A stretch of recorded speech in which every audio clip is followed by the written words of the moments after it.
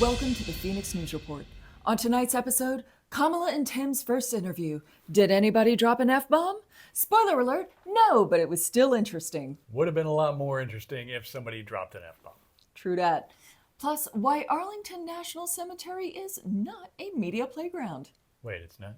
No, I'm just as surprised as you are. And mummies on cocaine. But first, let's start with that CNN interview with Kamala Harris and Tim Walz. The stakes were high. Could these two answer questions without totally pooping in their pantaloons? I mean, can anyone? As some people actually can. Do you still want to ban fracking? No, and I made that clear on the debate stage in 2020, that I would not ban fracking. As vice president, I did not ban fracking. As president, I will not ban fracking. You had a lot of Republican speakers at the convention. Will you appoint a Republican to your cabinet?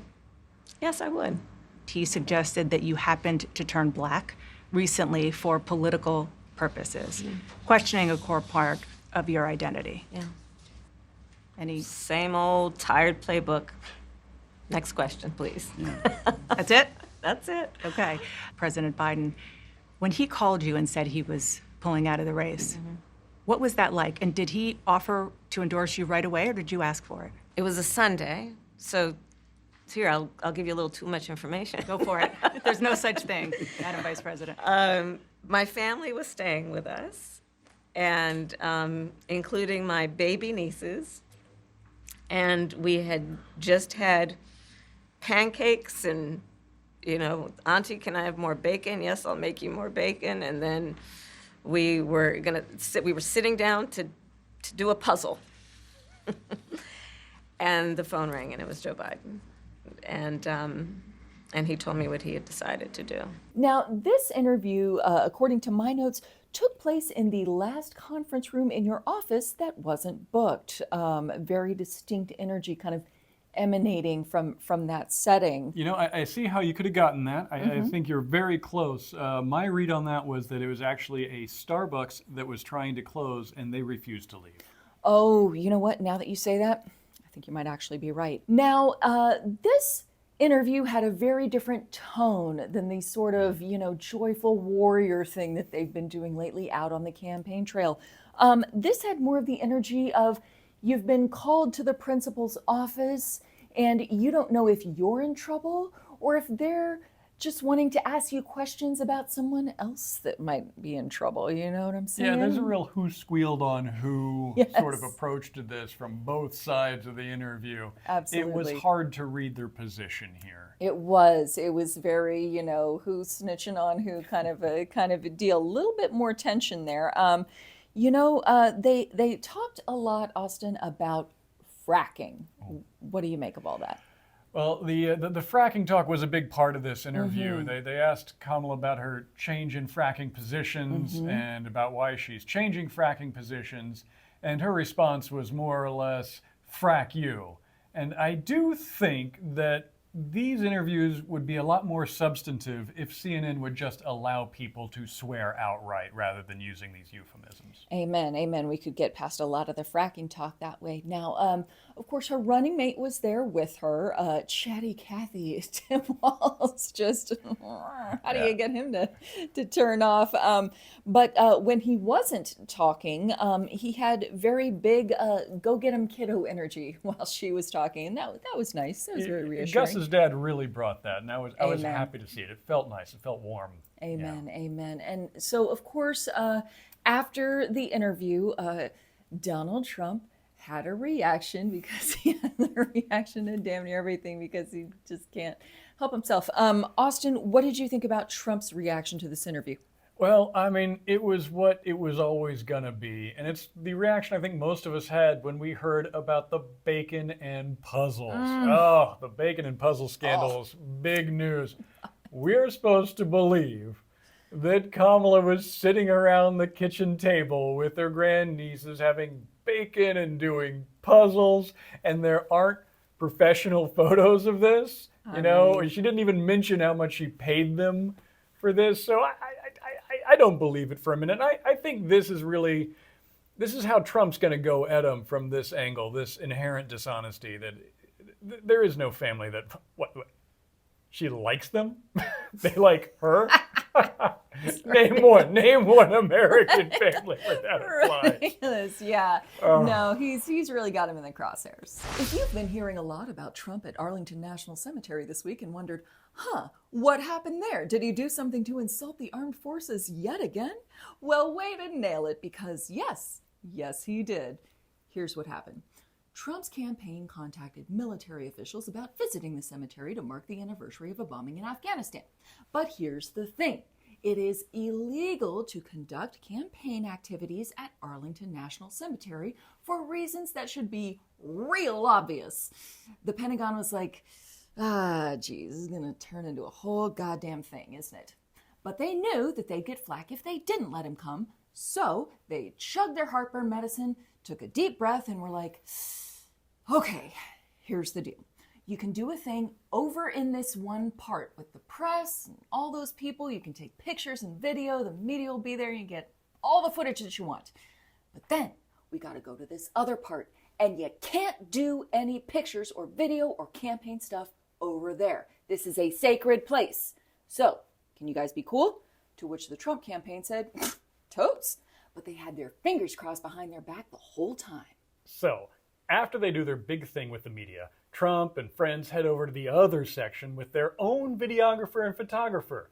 And when a cemetery employee was like, hey, hold up, you're not allowed to take pictures and video here, which again, they had been told beforehand, a Trump campaign staffer just pushed right past her and did whatever he wanted because... When you're a star, they let you do it.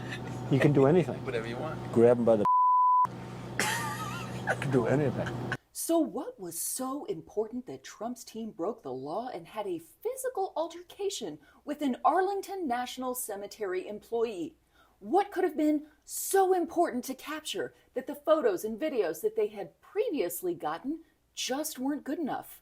Well, how about this picture of Trump grinning like an idiot and giving a thumbs up over the final resting place of a fallen soldier? So after all this, the army guys put away their heartburn meds and broke out the desk bourbon and went to the cemetery employee that got pushed out of the way. Trump campaign officials defamed her, by the way, saying she was, quote, suffering from a mental health episode. So that's 3 laws broken already. Having campaign activities in prohibited area, and defamation, and assault. These guys are on a roll. So the army guys asked the cemetery employee if she wanted to press charges, and she was like, and get death threats from MAGA for the next few months? No thanks, I'm good. And the army guys were like, yeah, that makes sense. Okay, let's send these guys a very stern email and wag our fingers. To which Trump's campaign was all like, we have video of the incident that proves our side of the story, and we will show it to you. When we are darn good and ready, and not a minute before, and we're still not ready yet. No further questions. And then to top off this little episode, when the Harris campaign was like, OMG, you assholes are so inappropriate, J.D. Vance responded with this. She wants to yell at Donald Trump because he showed up. She can go to hell. So what have we learned from all of this? Well, one, we should arm cemetery employees with lasers, tasers, and lightsabers. 2, if you see a train wreck coming, maybe just say, no thanks, instead of setting a place for it at the dinner table. And 3, cemeteries can be a bummer, and sometimes you just gotta lighten the mood. The 2 presidential campaigns have agreed to the terms of the upcoming debate. Or they haven't. Listen, what we know for sure is that the mics will either be muted or not muted, and that one, the other, both, or neither candidate will attend the debate. This update was brought to you by your local bookie, who reminds you that now is a great time to start placing your bets. Trump got some heavy hitters in his corner this week when he was endorsed by both RFK Jr. and Tulsi Gabbard. Wow, all in the same week. With these endorsements, Trump has officially locked up the roadkill enthusiast voters as well as anyone in the pocket of big piss tape. Trump has thanked them by adding them to his transition team, making 2 more people that he won't listen to when they say, "Sir, please, just read the teleprompter. We're trying to help you. Help us help you." Of course, by now, we've all heard the RFK Jr. dead bear cub story. But guess what? New corpse just dropped! I'm about to tell you this because you need to know about it to make an informed decision at the ballot box. But I do recommend that you grab a stiff drink and a puke bucket first. You good? Okay. So RFK Jr.'s daughter told a story about how her dad took the whole family down to the beach along with his chainsaw. Then he decapitated a rotting beached whale with said chainsaw, strapped the head to the roof of the van, and then drove for 5 hours as stinky whale juice leaked in through the windows and gave his kids something to talk about in therapy and or magazine interviews. And I'll just wait while you finish puking. There you go. Can you imagine having RFK Jr. as a dad? You're like, hey, Dad, can you take me to soccer practice? And he's like, sure, honey, let me just pop this rotting carcass into the graveyard of sorrow / bicycle repair shop that is my vehicle's trunk, and then we'll be off in a jiffy. Re-indicted. And it feels so good. 45 to 36. That's how many pages changed from Trump's original election interference indictment to the new one just handed down this week. Our guy, Jack the Hammer Smith, resubmitted his case against Trump with all the same charges, but worded like a middle finger to 5 Supreme Court justices in particular. That all went to a new grand jury, which to no one's surprise, this new grand jury said the same thing the last one did: charge the sucker. Game on, bitches!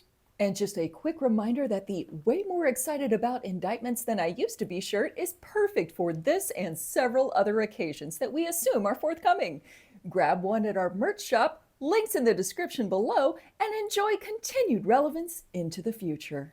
How is Trump dealing with Kamala Harris's continued success and his slipping poll numbers and campaign gaffes? Well, he's going through the 7 stages of candidate grief. They're a little bit different than the regular stages. First comes distraction. The time has come to create a Space National Guard as the primary combat reserve of the U.S. Space Force. And then extreme fatigue. Look at what's going on right now with Ukraine. They're surging into Russia. Okay? You're going to end up in World War III. Then there's reassurance. Trump's campaign is now spending their own money to just advertise to the boss on Fox and other cable networks in West Palm Beach, Florida. Then, of course, there's undercutting your campaign staff by going off script. We agreed to the same rules. I don't know. It doesn't matter to me. I'd rather have it probably un. Which is, of course, followed by the lashing out stage. My advisors are fired. Then there's turning to religion. If Jesus came down and was the vote counter, I would win California, okay? And finally, NFTs. These cards show me dancing and even me holding some bitcoins. What a remarkable journey of personal growth. We are proud of you, Don Don.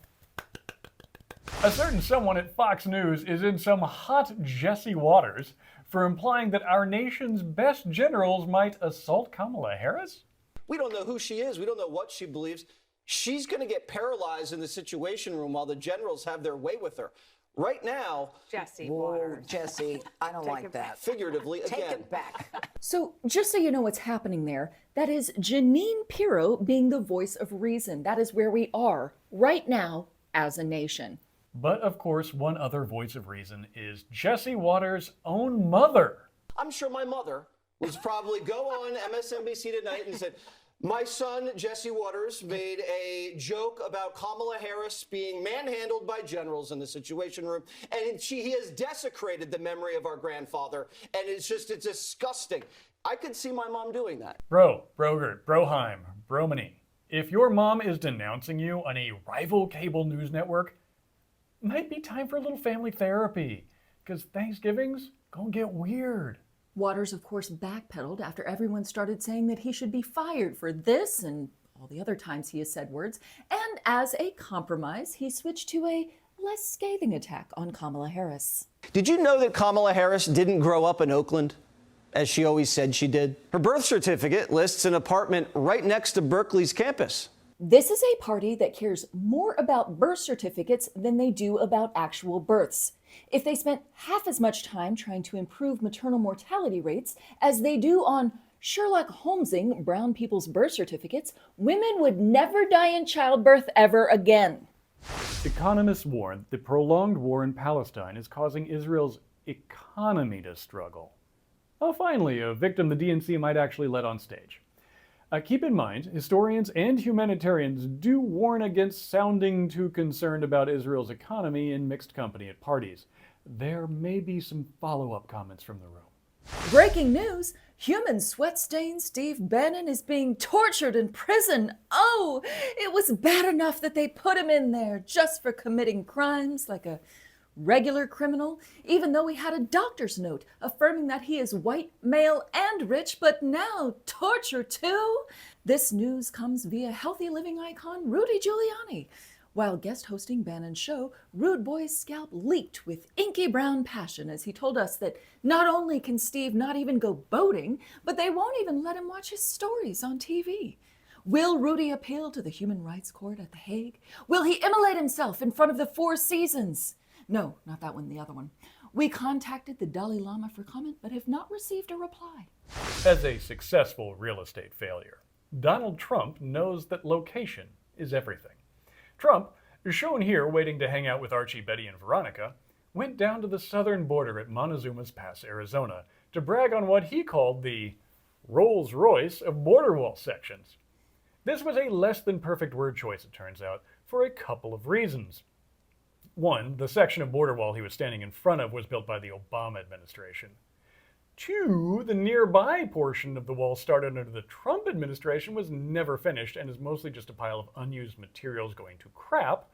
And three, at an estimated $35 million a mile, the Trump portions of the wall are best thought of as the wildly overpriced vanity purchase of a rich asshole. Walls are intended to prevent travel, and Rolls-Royces are cars meant to aid in travel. So when it comes to metaphors, Trump is about as successful as his crappy wall. And when it comes to basic real estate principles, Trump couldn't locate his southern rolls with both hands. A German warship ominously blared the Darth Vader theme from Star Wars as it floated up the Thames. This concerned a number of Londoners, Londonites. Londonies? Lunderbars? Brits. Oh, there it is. Who questioned the intention behind the broadcast from a foreign country's war vessel. A statement from the Navy to the populace stated that the music had, quote, no deeper meaning. So we should take the warship blaring Darth Vader's music at face value? It's time to start running, London! Try to get indoors. I hope we don't have to retract this story next week, you know? We'd have to Ewok it back. Oh, nice. That set my heart all aflutter. Or maybe it's just palpiting. Maybe you've bitten off more than you can chew. Oh, that was funny. Okay. It was so funny, it brought a tear to my Jedi. And that was so funny that I can't even handle it. I better go Leia down. This exchange has just become a Lando Star Wars puns. Should we stop now? We should have stopped a long time ago. Yeah. Following issues with Boeing, a company I wouldn't trust to build a paper airplane at this point, NASA has tapped Elon Musk's SpaceX to rescue stranded astronauts aboard the ISS. The same SpaceX that's currently gearing up to do Ocean Gate 2, Electric Boogaloo, by sending a bunch of civilians into a radiation belt with no airlock. So presumably their plan will be to pull up to the ISS and honk their horn outside while screaming, "Jump!" Now, folks, as you know, we tend to support the left a little bit more than the right. But we do need to make fun of Harris's campaign merch for just a minute. Let's start with this $85 eye chart for when you want to make a statement, but you really don't want anyone to understand that statement unless they're picking out new corrective lenses. Then, of course, there's this $47 invitation to check out your boobs way up close and for way too long. Got $60 to burn on a sweater with a good message, but you need to drive through Trump country without getting killed? This baby will keep your belief in reproductive freedom on the down low, as long as you stay away from well-lit areas. But wait, Trump has merch too. Want to show everyone just how much more of Trump you can take? Well, for $35, the world will know that you can take him all the way up to his elbow. But for the best merch, head on over to our store for things that are legible, clever, and make you irresistible to whichever sex or sexes you are currently into. Links in the description below. It looks like Oasis is getting back together for a tour. Yes, the Gallagher brothers finally need money badly enough to put aside their long-standing feud over which is the bigger a-hole so they can make a quick buck. Look forward to a fight on stage that'll make Waffle House look like a Sunday church service. Oh, I can't wait. Anyway, here's Wonderwall. Can a legally blind person ballroom dance? We'll look forward to finding out on Dancing with the Stars this season as pommel horse guy Steven Nedorozic becomes the first member to join this year's cast. You know, Steven has to feel his way through his Olympic gymnastic routines. So really the question isn't, how can a blind man dance? It's, how can a blind man's partner not fall in love with Steven Nedorozic, holding her in his big, impossibly strong hands for an entire season? Austin, just checking real quick. Are you still straight right now? Kinda. So guess who gave Elon some money so he could buy Twitter? Well, a bunch of rich guys like Larry Ellison and Bill Ackman, but one of them was Sean Diddy Combs. You want to talk about strange bedfellows? You know, it's weird how Elon Musk can be like Scrooge McDuck rich and still needs to borrow money from rich friends to buy himself a Christmas present. You know what else is strange is that other than Tom from MySpace, billionaires seem to keep working long after making an entire country's worth of money. Why do they do that? Is there like a rich guy island we could send them all to get them out of our hair? Like one of those kind of hunt people for sport sort of situations? Shit, I'd watch the hell out of that show. Yeah, I would too. Netflix, call us if you want to see the pitch deck for Billy Island, Hunter's Paradise. Mummified brains from the 17th century have tested positive for cocaine. Hell yeah, dude. Everyone always talks about what they would show a Victorian child to break their minds, but never about what would bring us together, like a mirror and a few piles of that tropical snow. But the question that lingers with the researchers who made the discovery comes from the hospital where the bodies were found. A hospital for the poor and disadvantaged, which begs the question, how is the drug so inexpensive? And does anyone know who their hookup was? Like, can I get their number? Because I'm going to this party on Saturday and I'd like to get a little off the rails. You know what I mean? And finally tonight, time to issue an apology to those Facebook parenting groups that are absolutely convinced your kids are going to be snatched in a Costco because meth has been found in watermelons. Well, sort of. I know, it's disappointing. I bought 5 myself. Meth was found disguised as watermelons in an attempt to sneak those yummy, yummy crystals across the U.S. border. So if you're in the mood for a tasty snack of watermelon, be careful, because there could be meth in it, and no one wants to have that kind of fun without being told first. That's our show for this week, but we'll be back next week to talk about whatever crazy shit happens next. In the meantime, go get your merch at our online store and get ready to dazzle your friends at your next housewarming party and or fight club. Love you. Bye. Bacon and puzzles. Ooh, I love my kids. I will say I give it a B+. I would say it's a B+, which for me is pretty good. Yeah. You know, I hope it will result in America having 1 D-. Orange D. Sassy. Just making one of these. Making a joke about this. It's like what they called Hitler when he laughed at people falling over. Mm-hmm. He was referred to as der Schadenfreude. No, der Schadenführer. He was der Schadenführer. Schadenführer. Yeah. Got there. Thanks, Way 2 too semesters late. of German. This joke is working like a charm. Hey, you know what it's called? If you pay a German person to have a toast with you? What's that? Prostitute.